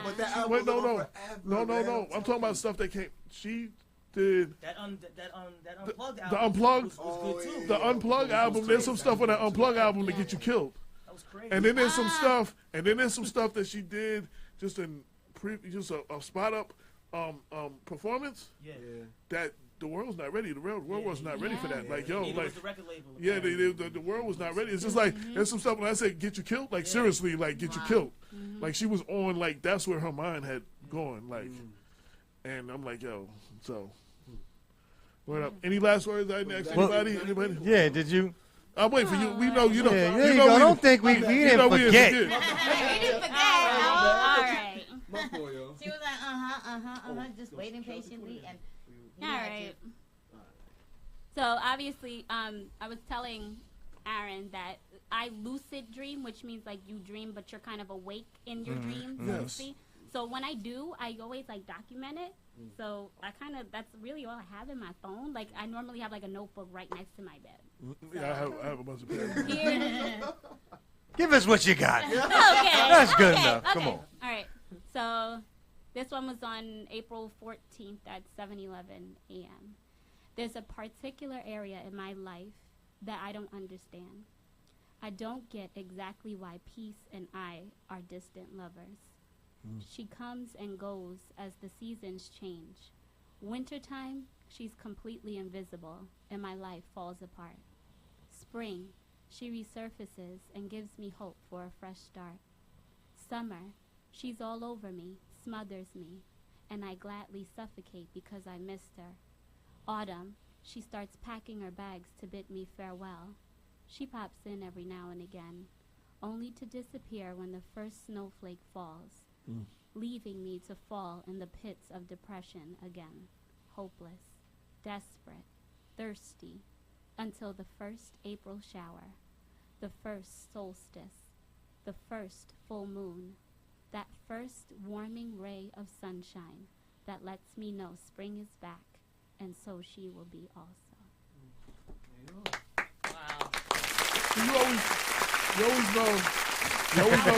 You always know the talented people. The talented people say stuff like, you know, I'm not really a leader and stuff like that. Talented people say stuff. People that said like, you know, well, you know, it's about them. It's not about me. You know, so talented people like, yo, you play the piano? Play a little bit. You know, they the bragging those and other people. Oh, yo, I get down. Those are the ones you got to worry about. Those are the ones you got to worry about. I got this hot You know what I'm fire. saying? Yo, I had last year. I had a publicist. A dude told me, yo, you got to check out this girl, man. She's Little Kim, Foxy Brown, and Trina all rolled up in one. I said, dude, you don't need me. like, yo, dude, there's nothing I can do for you. If she all that, just let her be, and it's gonna come out like, yo, bro, like, yo, he was like selling really, really hard, though. I'm like, and you selling too hard, like, you just like, I didn't even listen to the music. I was like, yo, you know, and she may be the next thing, so you know, but yeah, you know, but it's just the ones to play low key, like, yeah, you know. I mean, you gotta be humble. I try to be humble too. So very often, the artist is inspired by their own experiences, and I'm curious to know the extent to which your personal experience informed the last poem that you just cited for us. And the reason that I ask is because I think a lot of people are going through similar kind of challenges, travails, and they don't often speak about it. And so, you know, I wanted to hear. Sometimes that first step is really telling on yourself, to yourself. Yes. You know, and you have to recognize when you got an issue. When you have a real issue that's like a hankering thing to you, you know, me as a person, I'm very emotional. And I'm very emotionally attached to the people that are in my immediate circle. So when I recognize that, because for years you can fight and you can fake it and you try to acclimate to what the popular surrounding is, you know, but then when you sit down with yourself at the end of the day and you don't like how you're feeling and you're wondering, like, why isn't my life evening out? Then you have to take a step back and look at yourself and say, hey, you're depressed, or hey, you're angry, you know, or like you have issues. Right, you gotta really sit with yourself and admit it to yourself. I tell people on this show every show, Yeah. yo, don't. I'm not. You know, I got issues. My issues got issues. You know what I'm saying? I'm just navigating through them right now. And I'm glad y'all allow me to do that. Right, and so with that, you know, you in that journey, I think once you take that step And for me, the therapy was in writing and in Therapeutic, reading. right, very therapeutic. So, but that first step had to be to sit down with yourself and say, all right, something's up. Let me just admit it, because you kind of already know. If you're sad all the time, you're like, all right, I think I'm depressed, you know? But the therapy is in writing, and then I believe that the universe and God will connect you with people that, unbeknownst to you in the beginning, will be the healing, you know, that glue that puts those jigsaw pieces of your complicated life back together, then make the bigger picture, you know? And I think that, for me, that's just kind of what it is, you know? But it took a while to get there. But, you know, for the people out there who, you know, don't really know what to do with themselves, I think the first step is to kind of sit down with yourself and make a list of the things that you feel are hankering, you know, issues. Yeah. And then find your outlet. Get your healing and surround yourself with people that understand what your struggle is and that can help uplift you, because you can't do it by yourself. Me and her were expounding last night about playing. Pull your mic to you too. Oh, I'm sorry. Playing your position in this world. Play your position. I was talking about that all the time too. Yeah, right. Like, there's a stage. You know, you got the lighting, you got the artist, the mic, you got the director, producer. Right. But some people are not like.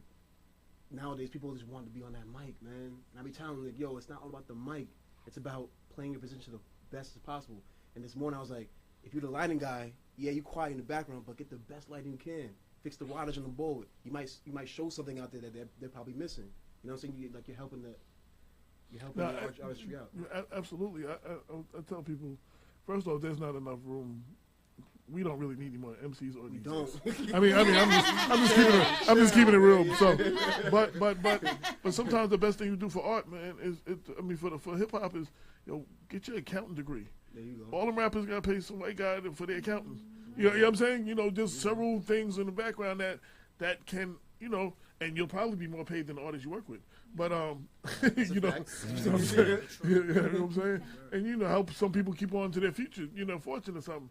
But there's certain things like that you can do behind the scenes that mean so much. Like, all those things need to be, we need black lawyers, we need black accountants, we need, several of those other jobs, we need that. So. Find your purpose and be the best at it. Right. Like I would say, Damon is always on the camera.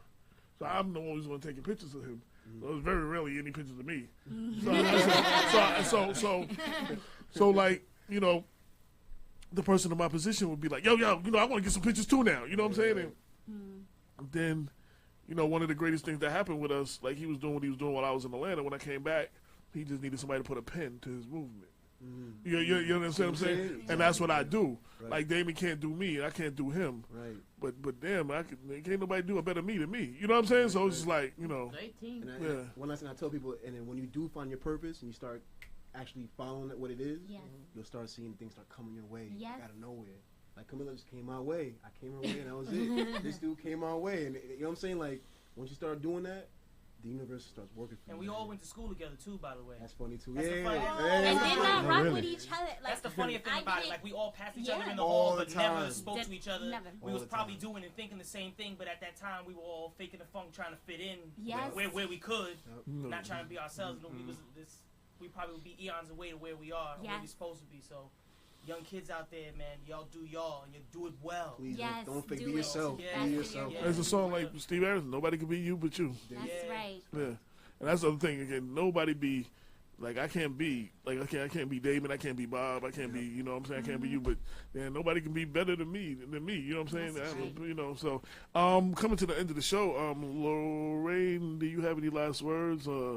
Any secret things you want to tell us about Spezio? I mean, You know what? I got a big paper, a big sheet of paper on us. I got a lot on Spezio, but it's like 7:59 now, and unfortunately we're out of time. But I do. I'll give you an extra 2 minutes. Like we just have to listen to the.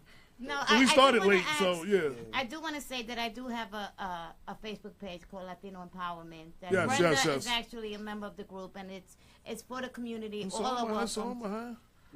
So am I. Oh, okay. Everyone here. Please come to my page and join me. And there's a lot of interesting stuff. It's real talk in that page as well. And I want to thank you for allowing me to co-host. It was a pleasure and an you're honor welcome to be here with anytime. these young folks over here. My God, what a blessing it is. And great to meet you, Dr. Bob.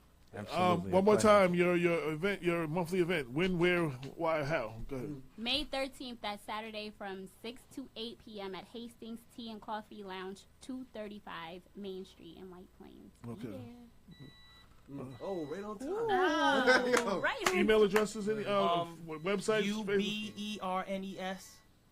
That's my Instagram, UBERNES for the My Philosophies. I drop one every day. Just check in. It ain't private. It ain't private. Right. And then Just follow. at CWONDA, just Google that and everything will come up. That's it. You could be doing anything Really else. simple. You could be doing anything else, but you decide to ride with us, and we greatly appreciate it. This is Black Westchester Magazine presents People Before Politics radio show every Sunday 6 to 8 on InTheMixRadio.com. Next week we will be off because it's Mother's Day, and we'll be back on the 21st with Senator George Latimer, and on the 28th with lawyer Michael Cater, who's running for Yonkers. Vote for Mike, folks. Yonkers City Council. So until then, peace. Peace. Peace. 22 million black victims of Americanism are waking up, and they're gaining a new political consciousness, becoming politically mature. And as they develop this political maturity, they're able to see the recent trends in these political elections. Any minority that has a block of votes that stick together is in a strategic position. Either way you go, that's who gets it. You're in a position to determine who go to the White House and who stay in the doghouse. You're the one who has that power. You and I have never seen democracy. All we've seen is hypocrisy.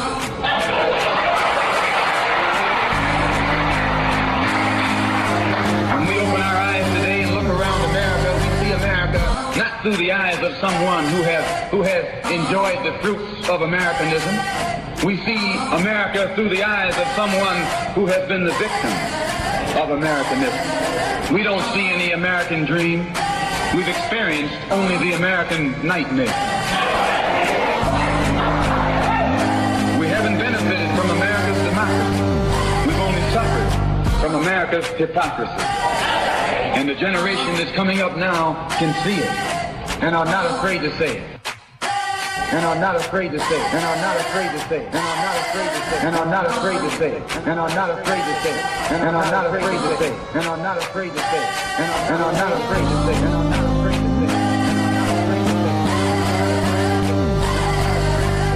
And are not afraid to say it.